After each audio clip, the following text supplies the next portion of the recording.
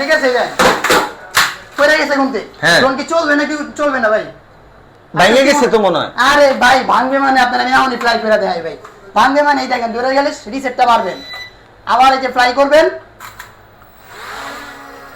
ছোটবেলায় তো বল দিয়ে খেলতাম না ভাই আজকে ড্রোন দিয়ে খেলবো ভাই